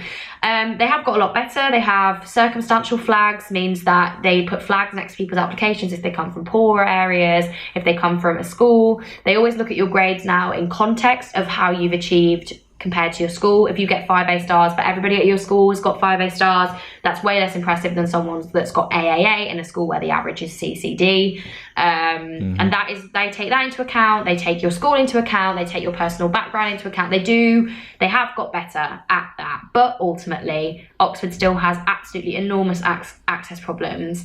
And I think, we could go a long way by changing the reputation of Oxford and showing, look, you as a state school student can do just as well here as a student that's come from Eton. And that's kind of what StudyTube is all about. That's kind of what access projects like Foundation Year are about, is sort of levelling the playing field a little bit. But it's, again, the things that I've just mentioned are really the tip of the iceberg. And Oxford access is a really big problem that is very, very complicated to solve. And the uni are making moves, they're just making them too slowly, basically. I mean, it sounds like you're doing a hell of a lot to improve things in the ways that you can. Do you feel in any way responsible or for being a vocal mouthpiece for the things that university does and how they can improve? And have you ever had anyone approach you to say that you've influenced their decision or improved their opportunities? Or yeah, I get that a lot actually, and I don't think my brain really processes it, that there are actually some people who ended up applying to Oxford because of videos of mine. I'm really grateful that they did apply, but I just can't really fathom that. Do you know what I mean? I don't like it when people thank me and they're like, oh, because of you I got into Oxford. I was like, no, because of your own hard work you got into Oxford. But I'm glad that I've made Oxford feel like it is for more people, because that is what I'm here for. I want to show that if you want, you don't have to come to Oxford. It may not be for you, but if you want to, you can, and you should apply. I wouldn't say I feel single-handedly responsible for, promoting access and things like that.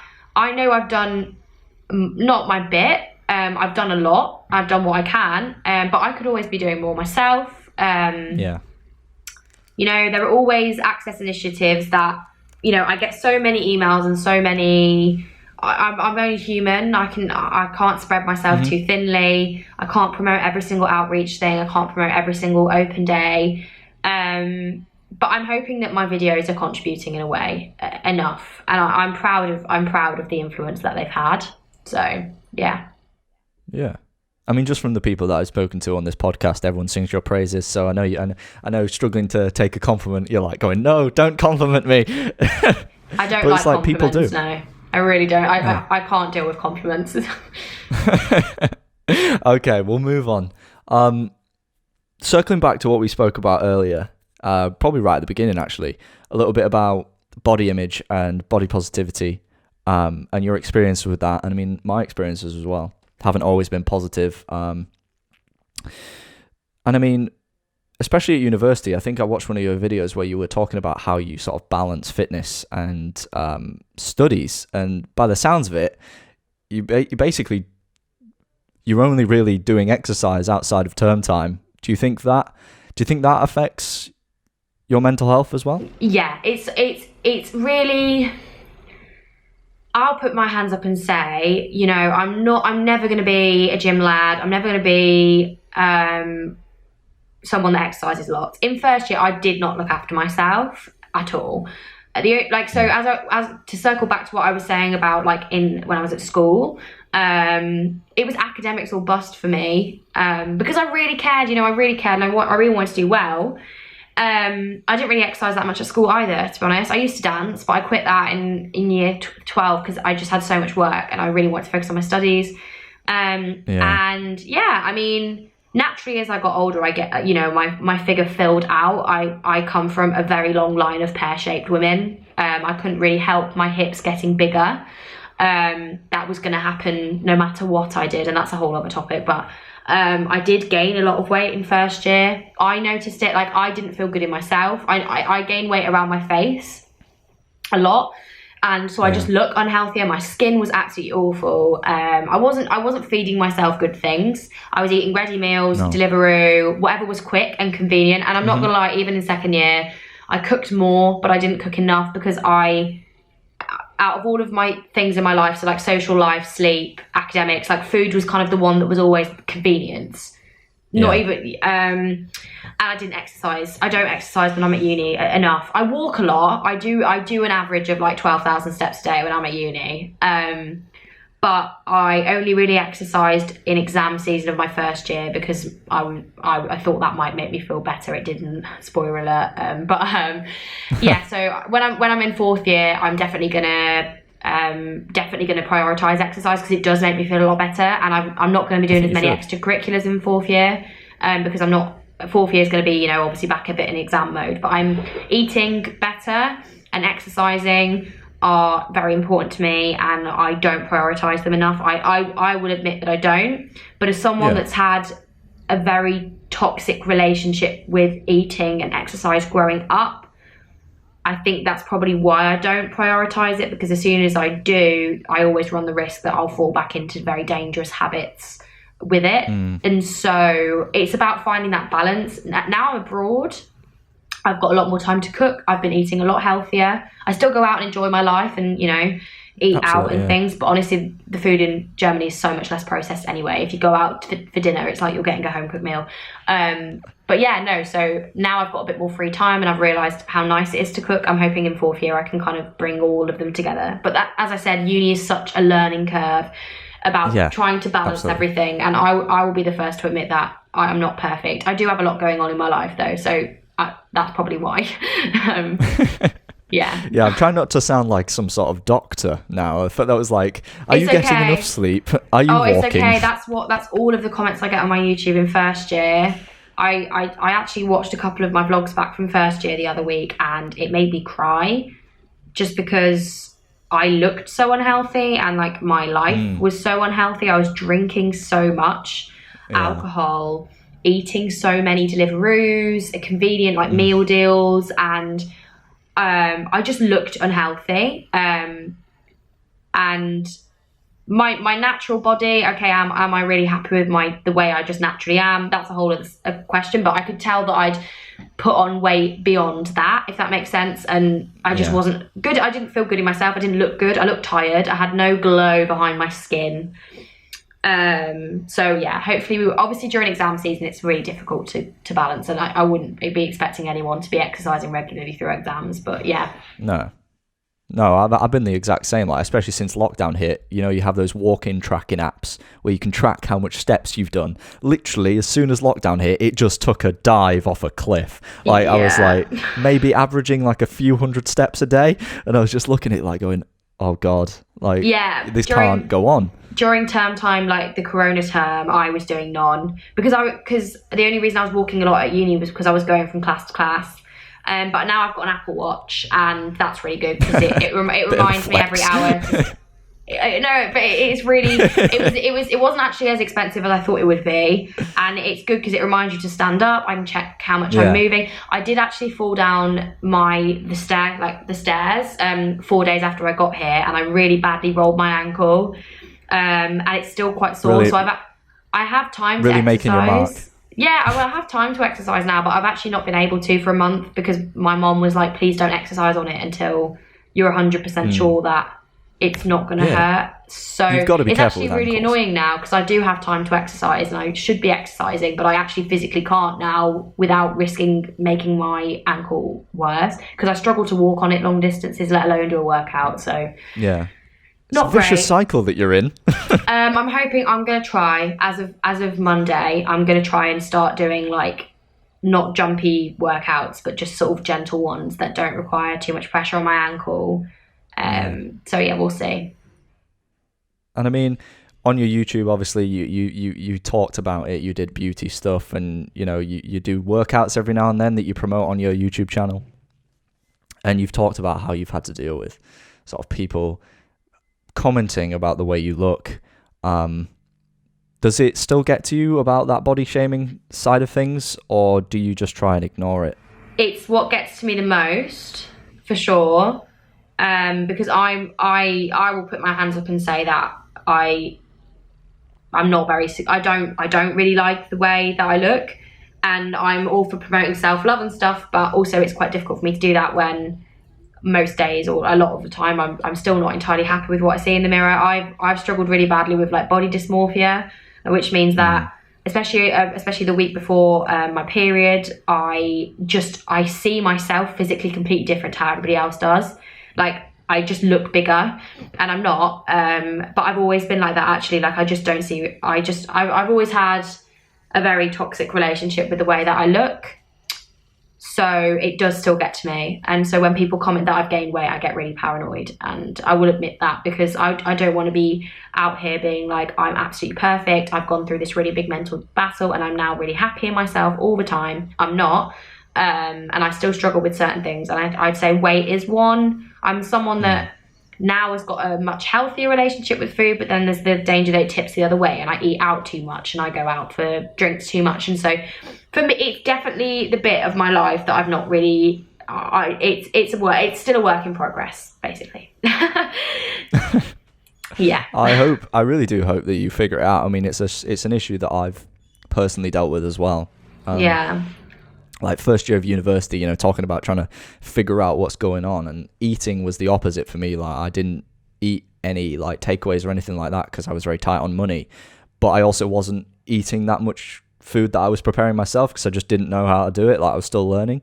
So it ended up being a situation where I was losing a lot of weight and then ended up looking quite like unhealthy quite quickly, and my parents noticed, and it was quite a scary time. And when it happened, I was like, I made a decision, like, I'm not going to let that happen again because it properly scared me. And I was like, you know, I don't want to be in that situation where I'm, you know, not eating enough. And it just freaked me out a bit.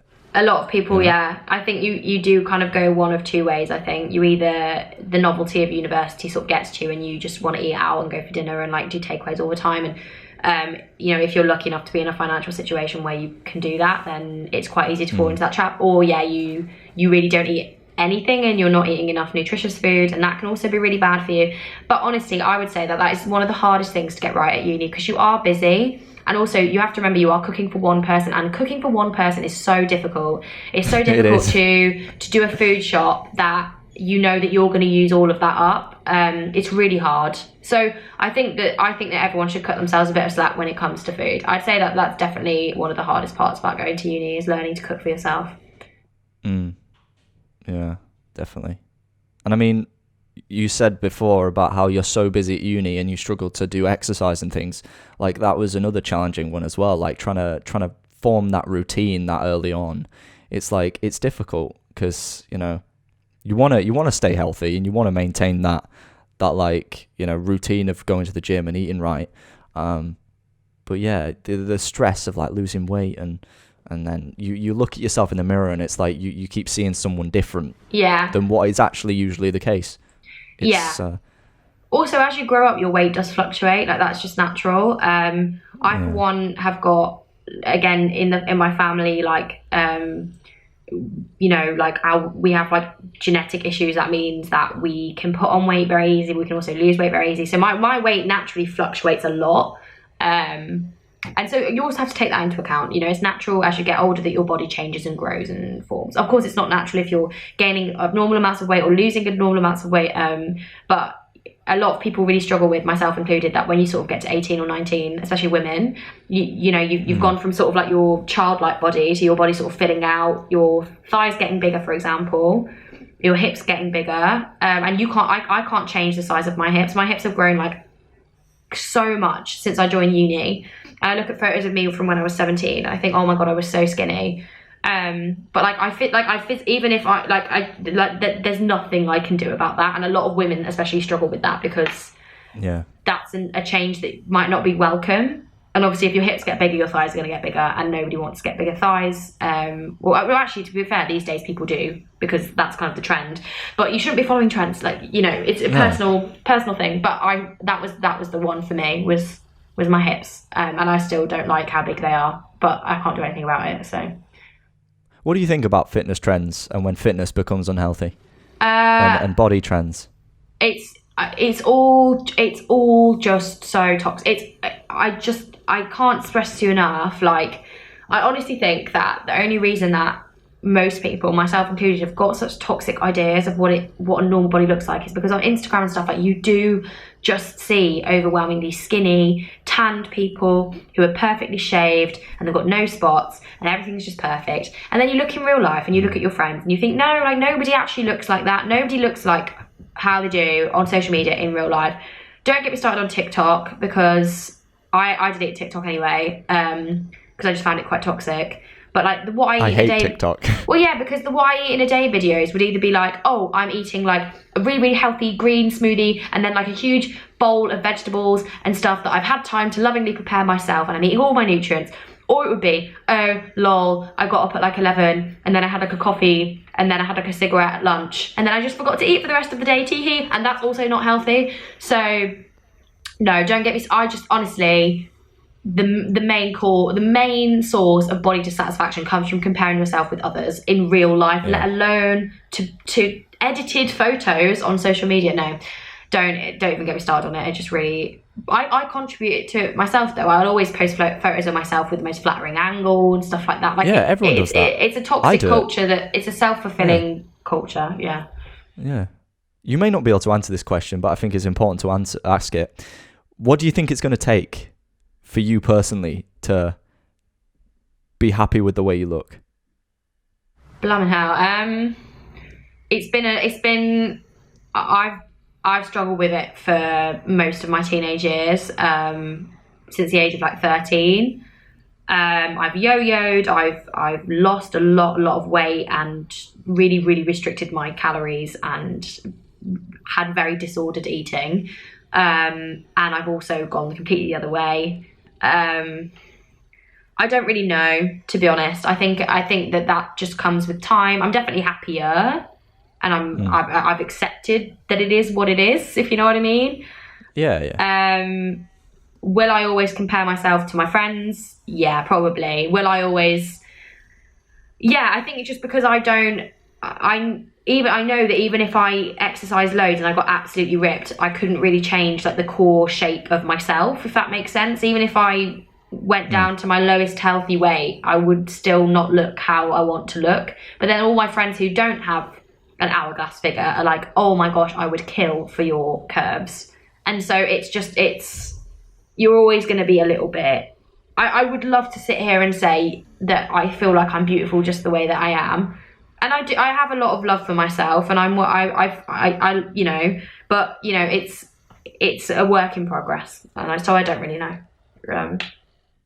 That is a perfectly acceptable answer. Yeah. Like, I don't want to be out here being like, I don't want to be out here to my followers like, love yourself just the way you are, because you should.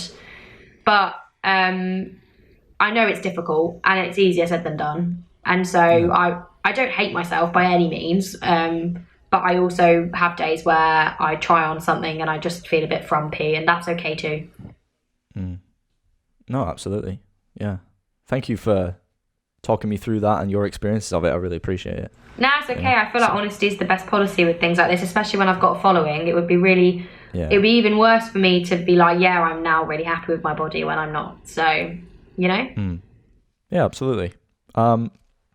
Another big thing about you that you're very passionate about is StudyTube. Now, I talked to you a little bit about this in the pre-interview, and I admitted to you that I literally never used it, never even considered it as a solution to my revision issues, which were quite important. Like, just to give you a bit of context, in my first year of A-levels, I completely just wrote off trying. For some reason, I don't know why, I just didn't try. I turned up for my first A-level history exam, which basically it's, if you don't know the sources and you don't know like them, like, you know, properly, you basically can't compete. Like, you know, there's no chance. And I knew nothing. I was sat in that exam, and that is the first time I'd been genuinely stressed that I'd messed up badly there. And then the complete opposite happened in year 13, where I was like, I knew I'd, you know, messed up in first year. So I went the complete opposite way and just stopped socializing. It was work, because I knew I wanted to go somewhere and not just fail at A-level. So can you explain what the StudyTube project is about, and why you think it's useful to people, and why it could have possibly been useful to someone like me, maybe? Yeah, of maybe course. I'm not the target audience.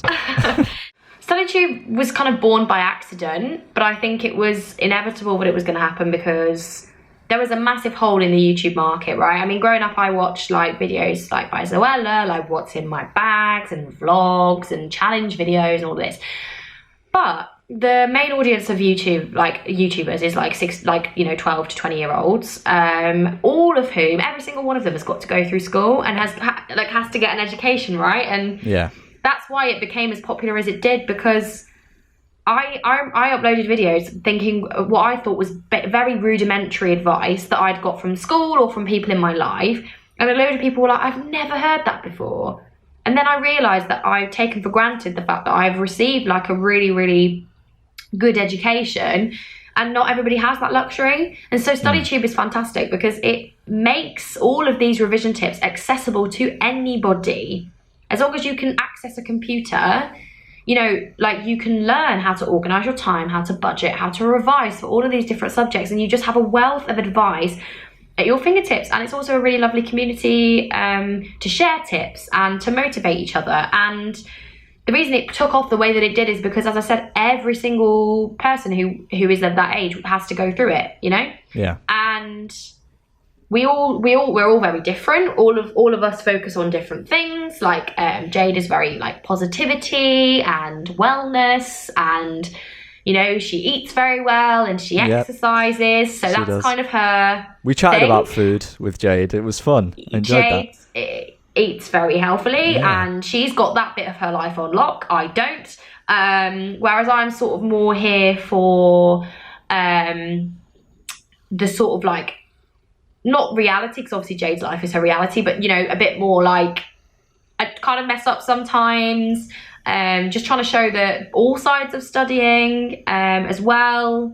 Not that Jade doesn't, I just mean like I'm just very different to Jade, and so we both bring different things to the table. And I sort of show like practical tips, study with me's, etc., etc. So yeah, we all bring something totally different to the table. Jack brings something totally different to Ruby, who brings something totally different to V. And everybody can find the StudyTubers that work for them, and also they motivate us. So it's like a win-win a lot of the time. Yeah. Did you ever use StudyTubers and that sort of content yourself when you were going through it, or were you naturally able to just motivate and know these things because you were doing it, you were making the content? I didn't use StudyTubers as we know them now when I was doing my GCSEs, but there were certain study YouTube channels who were like adults, like teachers, like Primrose Kitten and my GCSE science guy and all of that, and Mr. Bruff. I use them religiously, and I attribute a lot of my grades to them. But I didn't use StudyTube when I was doing my GCSEs because it wasn't a thing. It was only when I uploaded a video being like how to revise. I sort of was starting around the same time as Ruby, around the same time as Jade. And so it kind of was born through us. And that was the first sort of StudyTube video that I'd really seen and people were like, wow, more of these please, more. And then the demand has never really died down since. But during my A-levels, I will actually admit, I actually tried to avoid them a lot just because I'm a StudyTuber myself. Yeah. I didn't want to. As I said at the time, I was very prone to comparing myself to other people and things like that. And because I was also a StudyTuber, I felt a lot of pressure, not only from my viewers but from other YouTubers that they didn't put on me. I just felt it. Like study with me's from other StudyTubers. I was thinking, am I doing it wrong? Like, are people not enjoying my content? So I'm aware that StudyTube can also be quite toxic. So it's about finding a balance. Yeah, no, I'd agree. What do you wish you had known? I mean, you probably have most of the answers yourself, but if you were to look back at that experience of going through A-levels and you were to really think of a few things that you wish you'd known about revising or studying or stuff that you've learned, what would you say that's the most important? Make your notes from day dot is the key one. Just make sure when you come down to sit down in April, May, June to revise for your exams, that you're not having to create the revision material from scratch. Do it as you go along and you'll thank yourself a million times, for one. Number two, you can still have a social life, and you should still have a social life. In year 12, I didn't have a social life at all. In year 13, I actually relaxed and did better as a result. So it's the exact opposite of what I did. Yeah, basically, but you should definitely socialise. You should definitely, your friends and family are still really important, and your exams are the be all and end all. And do subjects that you like. And I know that that's what everybody says, but don't pick one because you think it's going to be good for an application. Like, I swear to God, it will be the most miserable 2 years of your life. Yeah. If you don't do subjects that you like. No, absolutely. Definitely listen to that advice. It's good advice.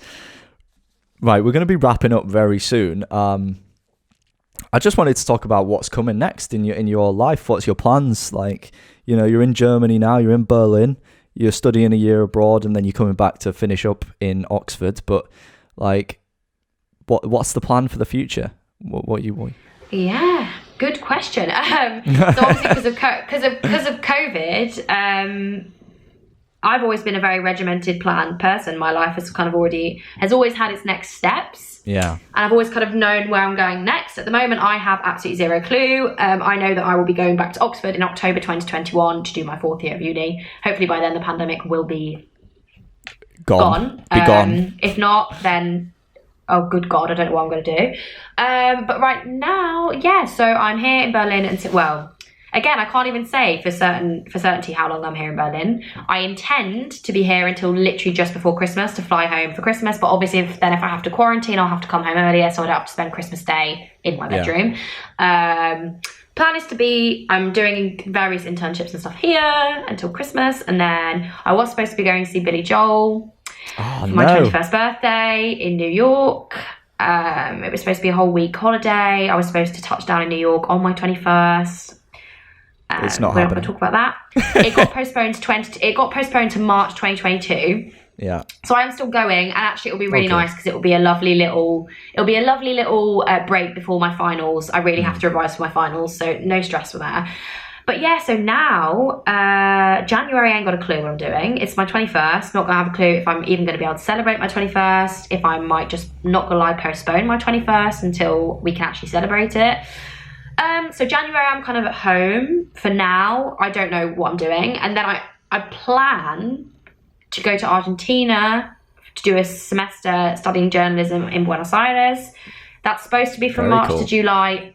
Yeah, but who knows? I mean, I could end up in Spain. I don't know. I am very much taking it as it comes, and then do my finals, which is a set year. Don't have to worry about that. That's all set for me. Hopefully there'll be no more pandemics, please. And then, yeah, I'm planning at the moment to do an NCTJ at News Associates. I was always set on living in London, but after being in Berlin, I've realised that London really isn't the place for me. It's just too busy. Yeah. So I think I'm probably going to go and do it in Manchester. I really like Manchester. So yeah, basically, I'm going to apply for various different grad schemes and programmes and whatever, but I think that's probably the most likely course of action. So it sounds like you've got a bit of a plan, which is important. Usually I would be like, yeah, I do. But I mean, my entire year abroad plan was completely destroyed in April. And I've now sort of had to rebuild it literally month by month. Yeah. So I wouldn't say for the next year of my life, I don't really know what's going on. But from October 2021 onwards, I've got another year or so of relative plan. Yes. Plan-esque. Yeah. A shape of a plan. I was speaking to Jade, and she's going to Berlin. I think she's already there. Yes. She's already there. Just down the road. She's just down the road. Yeah. I thought you'd give her a ring, get her to come on again. She was talking about how going to Berlin was like that decision to choose something out of her comfort zone, and to not choose the easy route. And try and see what she makes out of it. Has that been a similar situation for you choosing to be in Berlin, or is it just a course of your degree? I think it was probably definitely harder for Jade because it was very last minute, and she was supposed to be going to Korea, and then obviously she'd been learning Korean. She doesn't speak German. She's trying to learn, isn't she? Of course, but moving to a country where you don't speak the language is daunting. That would be like me moving to France now. I would be a lot more daunted because I don't speak French. And I think for Jade it was a lot more last minute, and also she had the choice between London and Berlin. Obviously London's very familiar for Jade, and for me, to be honest. But I also did a language course in Berlin last year, so I lived in Berlin for a month last year. Yeah. And so me moving to Berlin was not that much of a step out of my comfort zone. Me living alone in an apartment and adulting, yeah, okay, kind of. But I've always been quite independent, whatever.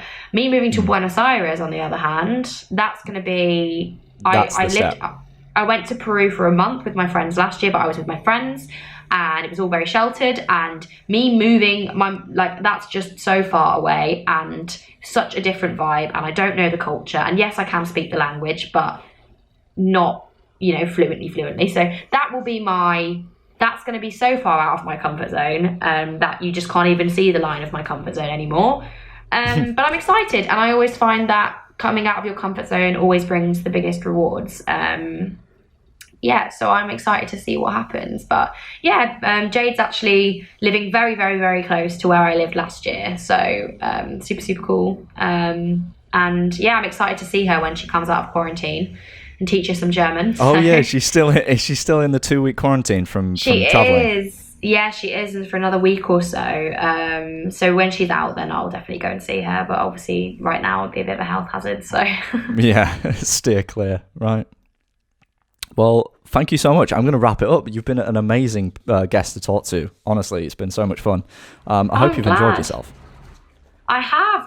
It's been weird to speak English for this prolonged period because usually I'm having to stumble my way through in German. German, yeah. Very broken German at times. So yeah, it's been nice. I've never done a podcast just about me before, so a bit of a new experience. You feel a bit special. I do. Star treatment. I do.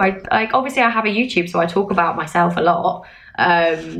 But yeah, it's a different experience when somebody else is genuinely asking you about things. And I was thinking, I've had to think about things today that I've because obviously I've not really been in Oxford for a while now, that I had to really dig deep. Yeah. So yeah. Really get their memories back. Yeah, no, I'm glad that it's been I'm glad that it's been enjoyable on that level. Yeah, it has been. It's been really fun. I hope you've enjoyed it as well. So.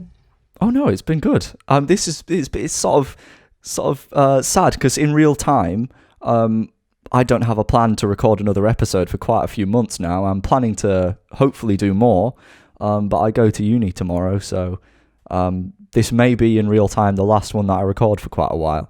In terms of when people hear this won't actually come out until mid-November, so technically I have tons of time to record an episode and catch up, but yeah, I don't know what's going to happen. I'm in a bit of a situation where it's like, it could go either way, you know? So yeah, of course, yeah. Changing times. Yeah. But anyway, thank you so much for joining me. Wherever you've been listening to this, Spotify, give us a good rating. Check out the highlights on YouTube that'll be coming out in conjunction with this episode. And yeah, I'm not sure when another one will be coming. So I'll see you at some point in the future.